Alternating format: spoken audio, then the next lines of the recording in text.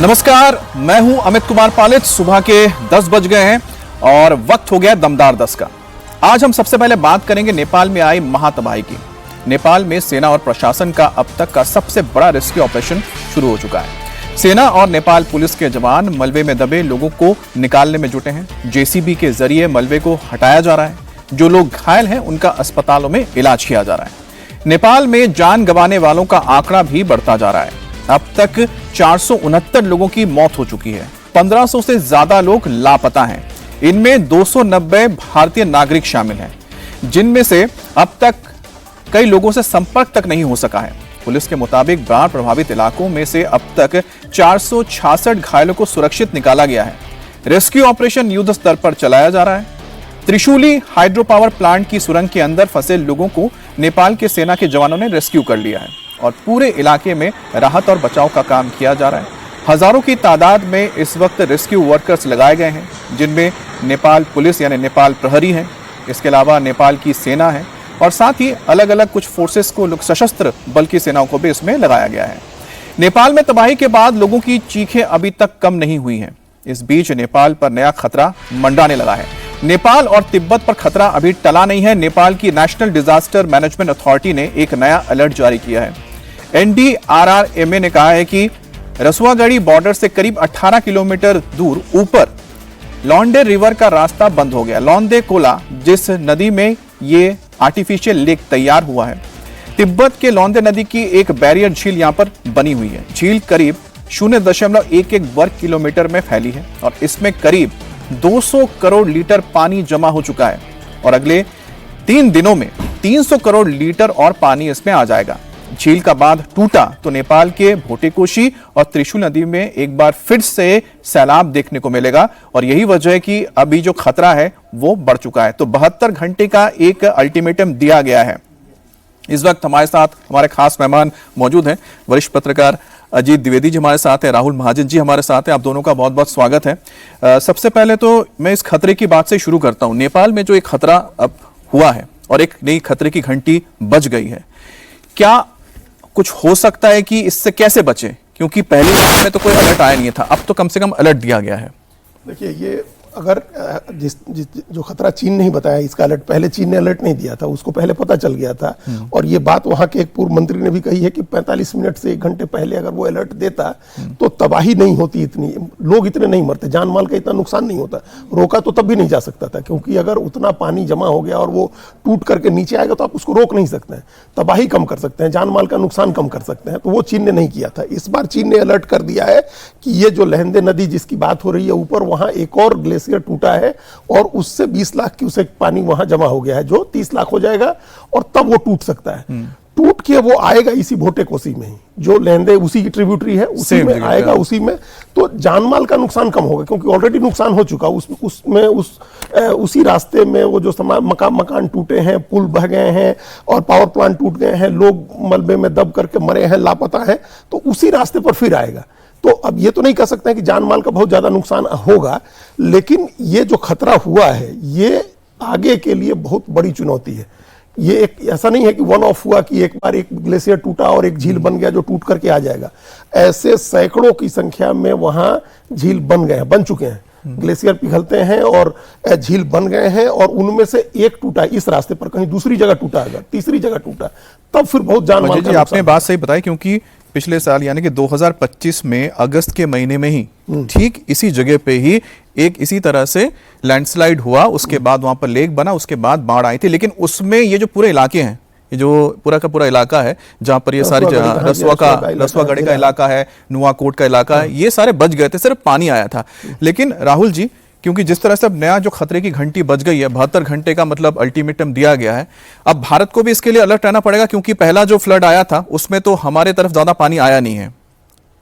देखिए, अब ये देखने वाली बात होगी कि भारत में किस तरह का खतरा पैदा होता है या नहीं होता है, क्योंकि दूरी है तो उतना खतरा आता है कि नहीं। नेपाल में क्योंकि लेवल 4 अलर्ट जो है चाइना ने इसमें दिया है, जो वहाँ पर 2 रिवर्स हैं, छोचेन और पोरिपू, ये दोनों रिवर्स जहाँ मिलते हैं वहाँ पे कहीं ना कहीं जो डिब्रीज आई हैं ऊपर से, जो मलबा आया है, उसने एक तरह का बांध बना दिया है। और आपने खुद ही बताया लगभग 3 मिलियन क्यूबिक जो है वो वाटर जो है वो वहाँ पर जमा हो गया है, क्यूबिक मीटर वाटर जो वहाँ पे जमा हुआ है।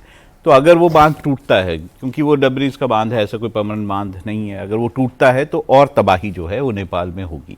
अब इसके कई कारण हैं। एक तो जो एनवायरनमेंट गर्म हो रहा है उसका एक बड़ा कारण है कि जिस कारण से जो ग्लेशियर हैं हिमालय में वो पिघल रहे हैं, और दूसरा ये भी है कि किस तरह से जो नदियों के किनारे जो कंस्ट्रक्शन है वो लगातार जो बढ़ा है, वो भारत में भी बढ़ा है, नेपाल में भी बढ़ा है। तो वो कंस्ट्रक्शन बढ़ा है, उसके कारण जो नुकसान होता है माल का, वो नुकसान ज़रूर होते हैं। तो और वैसे भी नेपाल का जिस तरह का टेरेन है वहाँ पे पुल बनाने पड़ते हैं एक जगह से दूसरी जगह जाने पे, तो वो टूटते हैं। अगर लोगों ने घर बनाए हुए हैं किनारों पर, वो सारे जो है टूट जाते हैं। तो ये तो खतरे बढ़ेंगे जैसे जैसे एनवायरनमेंट जो है वो गर्म होगा। लेकिन डिजास्टर मैनेजमेंट को मैं लेकर आता हूं क्योंकि सबसे महत्वपूर्ण है, क्योंकि जिस तरह से हमने देखा कि जैसे ही नेपाल में घटना घटी, भारत तैयार था। भारत ने कितने जल्दी वहां पर 10 टन राहत सामग्री भेज दी। तो प्रधानमंत्री मोदी ये डिजास्टर मैनेजमेंट को बहुत अच्छी तरह समझते हैं और तुरंत एक्शन लेते हैं। चाहे हमने देखा टर्की हो, वहां पर भी फर्स्ट रेस्पॉन्डर भारत ही पहुंचा था लगातार। ये अपने यहाँ हम लोग को नेपाल में जो ये घटना हुई है, इस घटना का अलर्ट हम लोग को मिल गया, नेपाल को नहीं मिला, हम लोग को मिल गया। हम लोग का जो नियरेस्ट बॉर्डर है वहां से, जो वाल्मीकि नगर बराज जहां आप दिखा रहे थे कि मुख्यमंत्री गए थे, बिहार के मुख्यमंत्री मुआयना कर रहे हैं, वो भी लगभग 300 किलोमीटर दूर है। तो हम लोगों को उसका अलर्ट मिल गया और वहां तक पहुंचा नहीं, चूंकि इसका एक बड़ा कारण ये था कि नेपाल में भी बारिश नहीं हो रही थी और बिहार में भी इस समय बारिश नहीं हो रही है। नेपाल में जब बारिश होती है इस समय अगस्त के अंत में और सितंबर के पहले महीने में, तो जो बाढ़ आती है बिहार में वो बड़ी तबाही मचाती है। इस समय गनीमत है कि बारिश नहीं हो रही और ये टूटा, इसी का पानी आया और ये नेपाल तक ही रुक गया। भारत में सिर्फ गंडक नदी में 7-8 फीट तक का पानी का वो लेवल बढ़ा, जो नेपाल में 30 मीटर तक बढ़ गया था। एक तो ये बात है कि हमको अलर्ट मिल गया, लेकिन अमित जी आप ये ध्यान रखिए कि हम लोगों को भी कई बार अलर्ट नहीं मिला था। जब केदारनाथ की त्रासदी हुई थी 2013 में, तो हम लोग को भी अलर्ट नहीं मिला था और बड़ी तबाही हो गई थी। और अभी 2 साल 3 साल पहले 23 में हमको लग रहा है सिक्किम में जो त्रासदी आई, इतनी बड़ी त्रासदी थी सिक्किम की, वो भी बड़ी अलर्ट नहीं मिला था हम लोगों को। पूरा उसका तीस्ता पावर का प्रोजेक्ट बह गया और 50 लोग मरे थे। केदारनाथ में अभी केदारनाथ को लेकर बात करेंगे, क्योंकि वहां पर जो सुनामी आई थी, लगभग उसी तरह की सुनामी की तस्वीर तो हमने अभी नेपाल में भी देखी। लेकिन इस वक्त जो रेस्क्यू ऑपरेशन है लगातार जारी है, क्योंकि बाढ़ में फंसे लोगों को बचाने के लिए पुलिस और सुरक्षाकर्मी लगातार रेस्क्यू ऑपरेशन चला रहे हैं। एक तस्वीर आपको हम दिखाते हैं। एक शख्स बिल्डिंग में मदद के लिए चिल्ला रहा है। ये देखिए, बहुत ही आप देख सकते हैं कि बहुत हैरान करने वाली एक रेस्क्यू ऑपरेशन को आप दिखा रहे हैं। यहाँ पर एक व्यक्ति है। अब ये जो जगह है आप समझ सकते हैं कि बिल्कुल नदी के बीचों बीच नजर आ रहा है, हालांकि नदी के बीच में नहीं था। ये जो नुवाकोट का इलाका, नुवाकोट के इलाके की तस्वीर है, जहां पर यह शख्स किसी तरह से बच गया, क्योंकि जिस इमारत में था वो इमारत ढह नहीं गया। अब उसको बचाने के लिए यहाँ पर हेलीकॉप्टर को पहुंचना पड़ा। हेलीकॉप्टर के जरिए यहाँ बचाया गया है। और जो हेलीकॉप्टर आप देख रहे हैं इसमें सेना के जवान हैं, लेकिन ये हेलीकॉप्टर जो है ये प्राइवेट कंपनी का हेलीकॉप्टर है। अब देखिए कि कितनी सूझबूझ से इस व्यक्ति को बचाया गया है। अब आप सोच रहे होंगे कि आखिरकार इस व्यक्ति को जमीन से क्यों नहीं बचाया गया, क्योंकि वहां पर करीब 10-12 फीट से ज्यादा जो मलबा जमा हो गया था वो बहुत ही नरम था। यानी कि वहां पर इतना कोई भी अगर जाता तो वो इसमें फंस सकता था। तो ये आप देख रहे हैं त्रिशूली नदी की एक और तस्वीर हम दिखा रहे हैं। यहाँ पर हाइड्रो पावर प्लांट में सुरंग के अंदर जो लोग फंसे हुए थे उसको नेपाल की सेना ने रेस्क्यू किया। ये देखिए, ये तस्वीर आ रही है। हेलीकॉप्टर से नीचे बास्केट फेंका गया है, फिर बास्केट में यहाँ पर जो मजदूर फंसे हुए थे उनको बचाया जा रहा है। और चारों तरफ आपको सिर्फ मलबा ही मलबा नजर आ रहा है, क्योंकि यहाँ पर जाने का कोई रास्ता नहीं था, इसलिए हेलीकॉप्टर्स के जरिए बचाया गया। ये वो सुरंग है, ये वो सुरंग है जहाँ पर त्रिशूली नदी के लिए पावर प्लांट के लिए यहाँ पर काम चल रहा था। और पावर प्लांट के अंदर एक सुरंग है और यहाँ पर जो रेस्क्यू वर्कर्स आप देख रहे हैं कि ज़मीन पर रेंगते हुए जा रहे हैं, क्योंकि ये जो पूरा दलदली मिट्टी यहाँ पर है, यहाँ पर इतना खतरनाक है कि ये खुद भी दब सकते हैं। अब नेपाल में आए भीषण आपदा के बीच मलबे से 2 साल की एक बच्ची को सुरक्षित बाहर निकाला गया है। चारों तरफ फैले इस मलबे में, कीचड़ में से इस बच्ची को निकाला गया। मासूम बच्ची की रोने की आवाज़ लगातार देखिए आप सुन सकते हैं। नेपाल पुलिस और सेना के जवानों ने मुस्तैदी दिखाते हुए किसी तरह से इस बच्ची को जिंदा निकाल लिया और यहाँ पर एक खुशी की लहर दौड़ गई है, क्योंकि सैकड़ों लोग लापता हैं। और कहते हैं ना, जब बचाने वाला हो तो शायद इस तरह की त्रासदी में भी लोग बच जाते हैं। और कई ऐसे मुझे लगता है कि बदकिस्मत भी होंगे, शायद उन तक मदद नहीं पहुँच पाई होगी। नेपाल में फ्लैश फ्लड से भारत को भी काफी नुकसान हुआ है। कैजुअलिटी के मामले में अभी तक किसी भारतीय की मौत की पुष्टि नहीं हुई है, लेकिन लापता लोगों के सही सलामत होने की उम्मीद कम होती जा रही है। लापता लोगों में दो तरह के भारतीय शामिल हैं। पहले वो जो नेपाल के हाइड्रो पावर प्रोजेक्ट में काम करते थे और दूसरे कैलाश मानसरोवर जाने वाले श्रद्धालु। विदेश मंत्रालय का कहना है कि भारत सरकार लगातार चीन और नेपाल के संपर्क में है और लापता भारतीयों का पता लगाने की हर संभव कोशिश की जा रही है। सबसे पहला कि जो भारतीय नागरिक हैं वहाँ पर जो इस त्रासदी में जिसपे जो अभी तक जिसको पाया नहीं जा रहा है, जिससे कांटेक्ट नहीं कर पाया जा रहा है हम लोग, वो 288 का एक फिगर है। इसमें 73 भारतीय नागरिक हैं जो कि त्रिशूली पावर प्रोजेक्ट में काम कर रहे हैं और हमारा एम्बेसी जो वहाँ का प्रोजेक्ट का हेड है उनसे टच में है। दूसरा ग्रुप है एक 37 लोगों का और 39 लोगों का जो तमिलनाडु से हैं। ये सम्राट ट्रैवल के जरिए कैलाश मानसरोवर यात्रा पे गए थे। तीसरा ग्रुप जो है 32 लोगों का है वेस्ट बंगाल से, पश्चिम बंगाल से, जो कि सम्राट ट्रैवल के जरिए कैलाश मानसरोवर यात्रा पे गए। चौथा ग्रुप जो है वो 61 लोगों का है जो विभिन्न राज्यों से गए हैं और ये रिचा ट्रैवल टूर्स के माध्यम से वहां गए। और पांचवा जो ग्रुप है जिसके बारे में मैं जिक्र कर रहा था पहले, वो 33 भारतीय नागरिकों का है जो केरल से हैं। तो ये 5 समूह, मोटा मोटा समूह ये है जो कि 288 का जो मैंने आंकड़ा दिया उसमें बैठते हैं।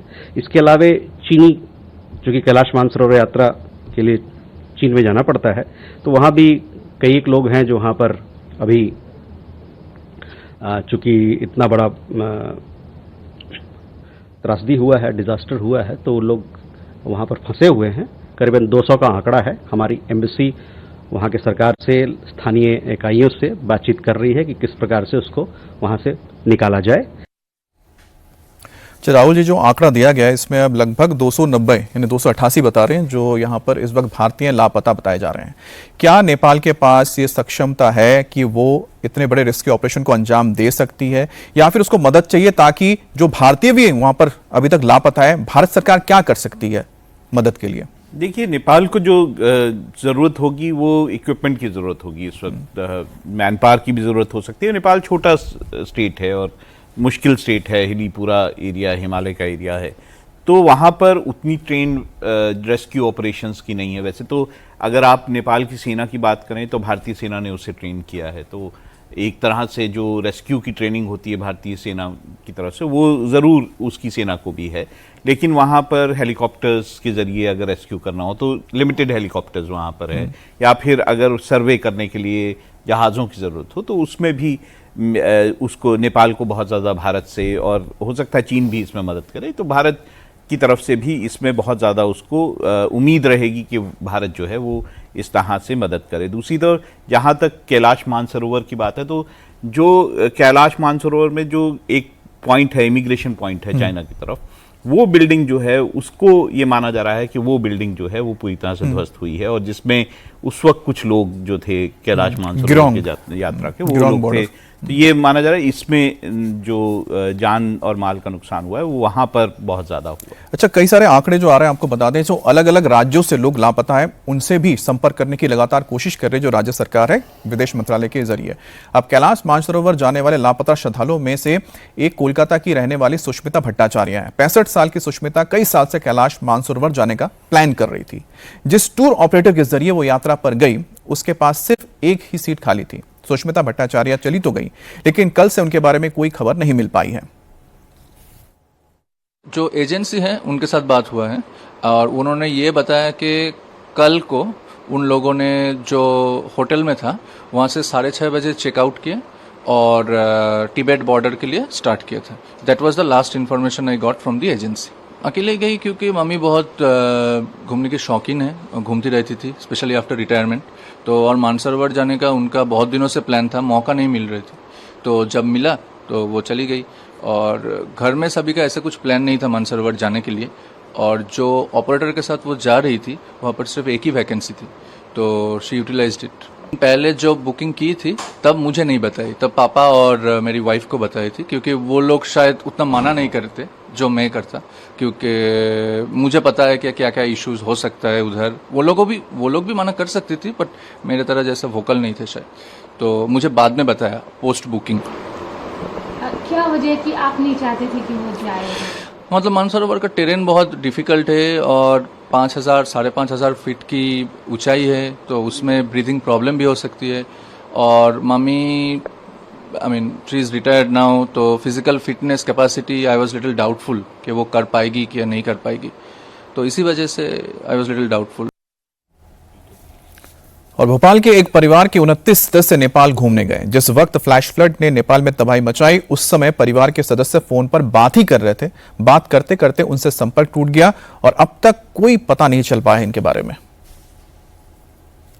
तो वो जाते जाते समय मतलब ऐसा कि जहाँ से वो लोग निकले थे वहाँ पे ऐसा कोई आशंका नहीं था कि आगे जाके ये खतरा है करके।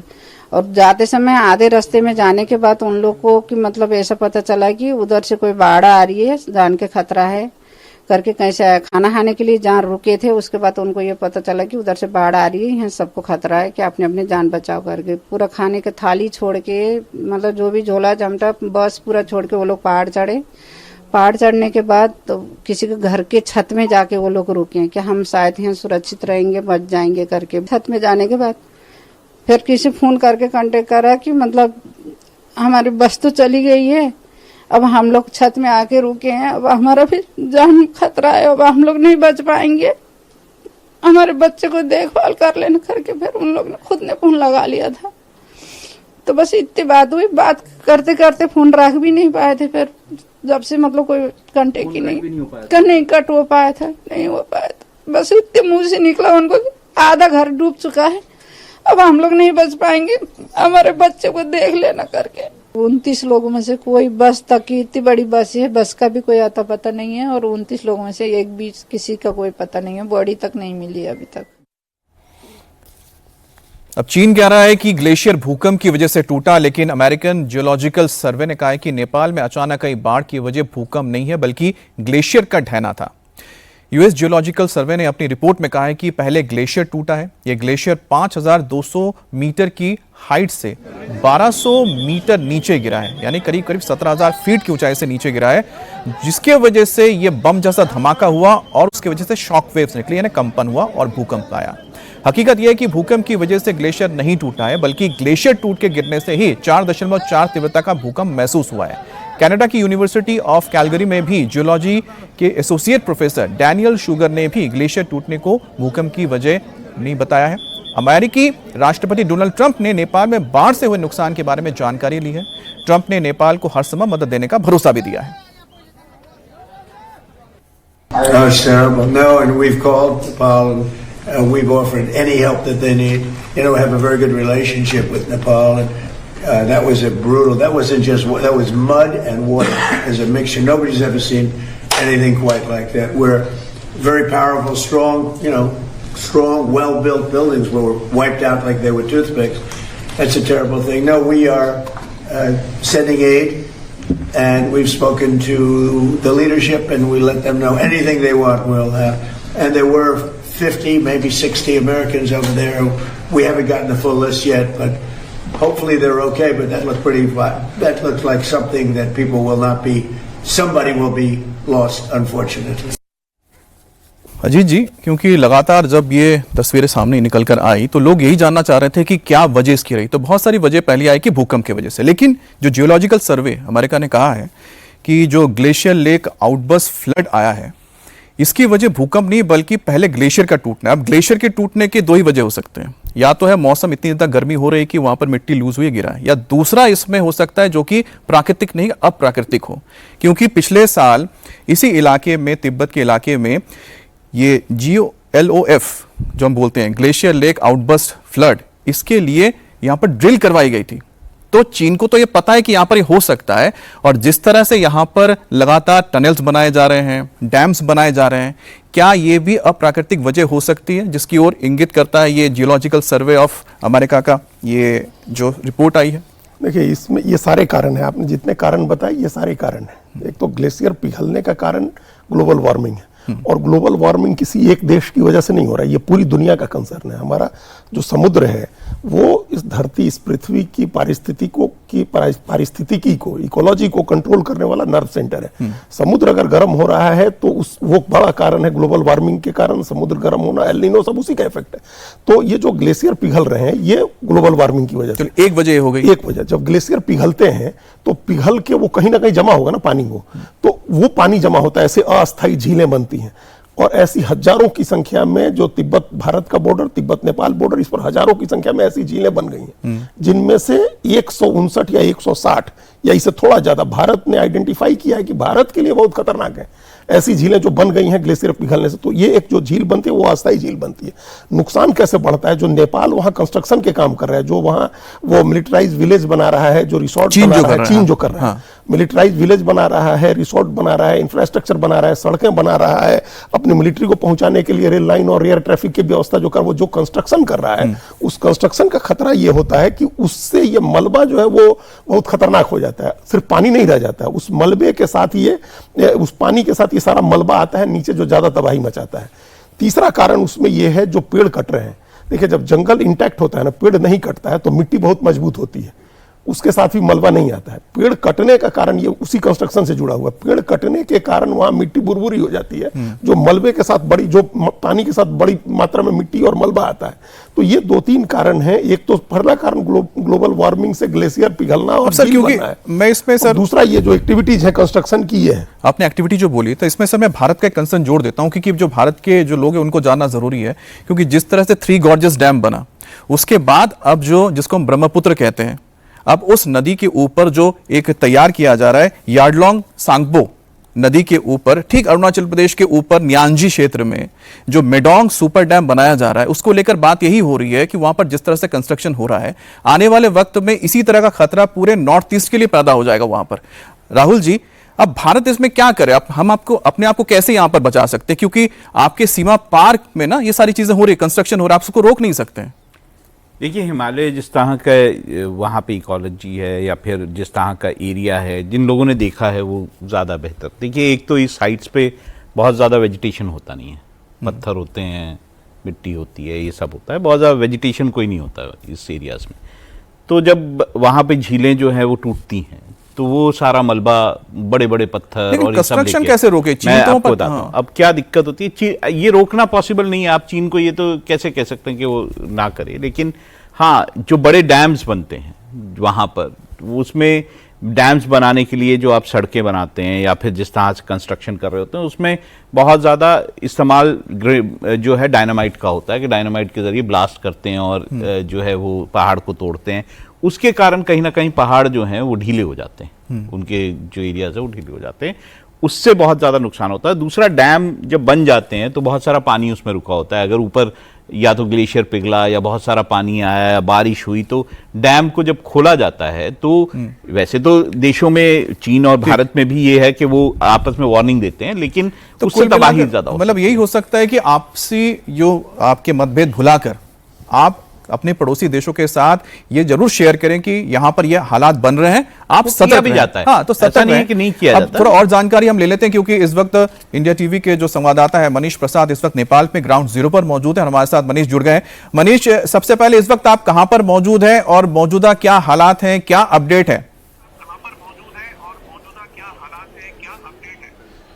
अमित, हम इसमें त्रिशूली के आर्मी बेस पर हैं और यहाँ से लगातार रेस्क्यू किया जा रहा है। जो भोट तोशी एरिया, फिर त्रिशूली एरिया, नारायणी एरिया, उसके अलावा 11 इफेक्टेड रीजन्स हैं, वहाँ पर से लगातार लोगों को इवैक्यूएट करवाकर यहाँ पर लाया जा रहा है। एक तरफ करीबन 20 के लगभग जो हेलीकॉप्टर्स हैं वो लगातार रेस्क्यू मिशन में लगे हुए हैं, लेकिन अगले 72 घंटे इस समय जो नेपाल के लिए बहुत ही ज़्यादा इंपॉर्टेंट है। उसकी वजह है जो गेरोंग, यानी तिब्बत का जो गेरोंग है, वहाँ पर एक बार फिर से ग्लेशियर का फॉर्म होना, और अगर ये आउटबर्स्ट इसका होता है तो इसका असर दिखाई देगा। तो इसीलिए ये जो बाहर आप लोग देख रहे हैं, दरअसल ये वो लोग हैं जो अपनों के का वेट कर रहे हैं। वहां पे एक मिसिंग सेंटर तैयार किया गया है, उस मिसिंग सेंटर में एक एक डिटेल और जानकारी उनकी नोट की जा रही है, और नोट करने के साथ साथ उनको बताया जा रहा है कि कब तक वो आएंगे, क्या कनेक्टिविटी है या नहीं, मुलाकात उनकी परिवार के लोगों से हो पाएगी या सिचुएशन किस तरीके की है। वहीं दूसरी तरफ ये वो लोग हैं जो कि त्रिशूली इलाके के हैं। त्रिशूली का जो एरिया है, इसी एरिया से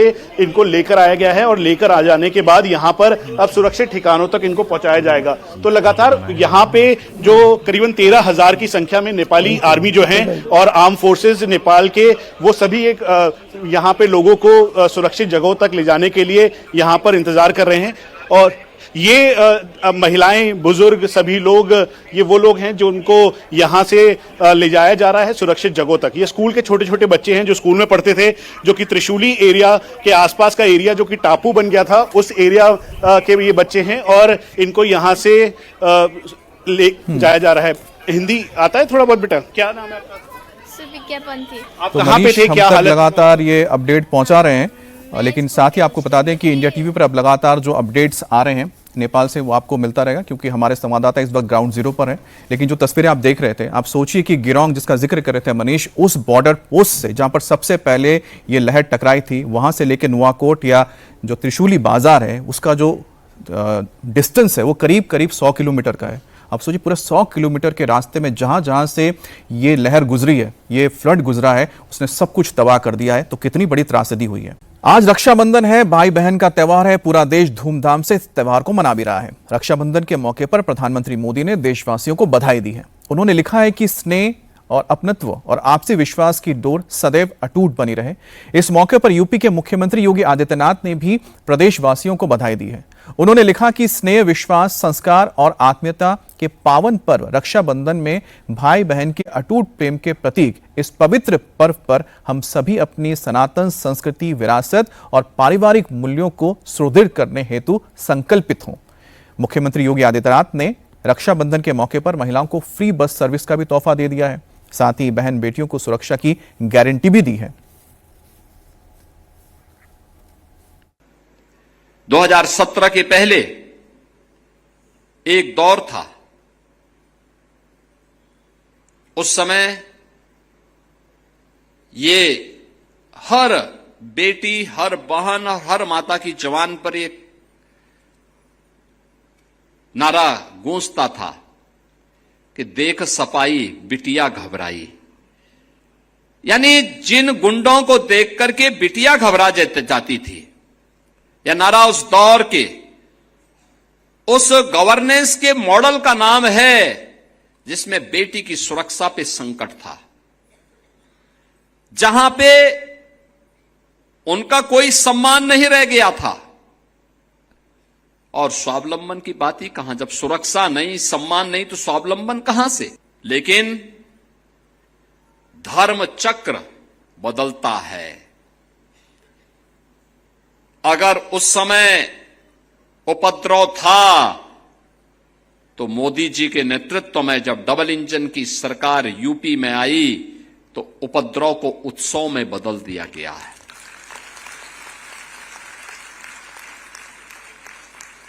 कर्फ्यू और दंगा से मुक्त करके यूपी को चंगा बना दिया गया है।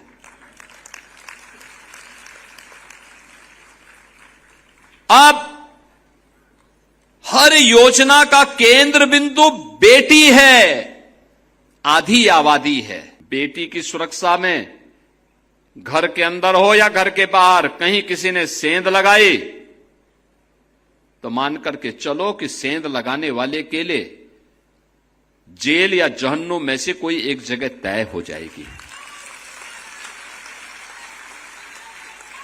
कोई सुरक्षा में सेंध नहीं लगा सकता। बेटी घर पहुंचने के बाद सुरक्षित रहे, बल्कि हमारा लक्ष्य है बेटी घर से निकले, कार्य करे, कारोबार करे और रात में भी अपने अधिकार के साथ सुरक्षित घर लौट सके। ये सरकार गारंटी दे रही है।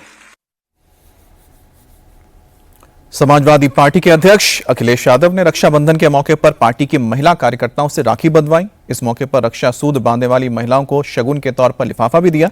इस कार्यक्रम में बड़ी संख्या में मुस्लिम महिलाओं ने भी हिस्सा लिया।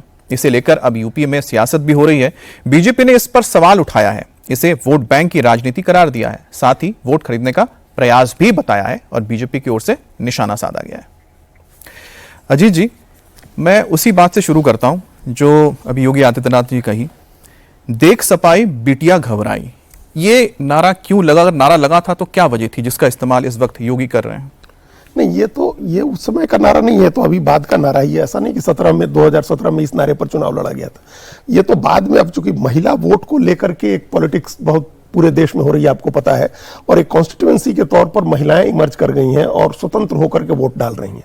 वो अपना हित समझ रही हैं। बिहार में हम लोगों ने देखा, पूरे देश में है, देश का भी एक आंकड़ा है, और मतलब देश के 13-14 बड़े राज्यों में पुरुषों के मुकाबले महिलाओं के ज्यादा वोट करने के आंकड़े आए हैं। तो महिलाएं ज्यादा वोट कर रही हैं, इंडिपेंडेंट होकर के वोट कर रही हैं, अपने इंटरेस्ट को समझ के वोट कर रही हैं।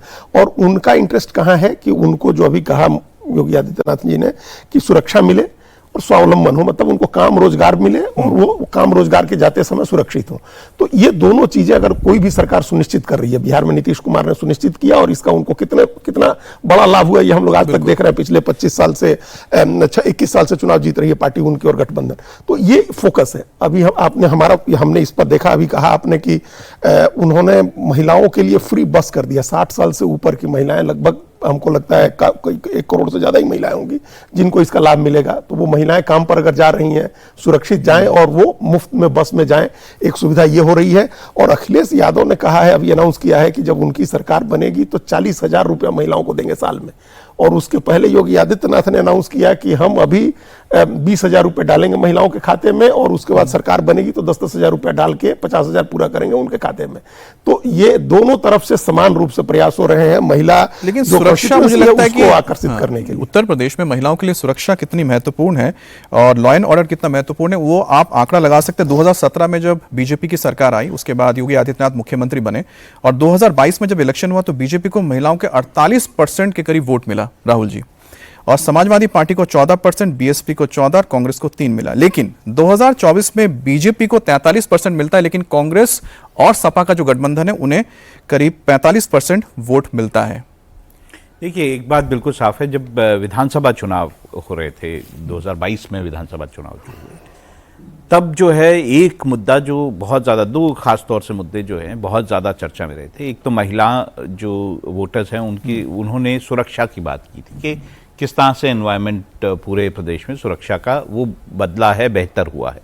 दूसरा जो फ्री राशन वाला इशू था, ये 2 इशू बहुत बड़े इशू थे जो कि उत्तर प्रदेश चुनाव में आपको देखने को मिले 2022 में।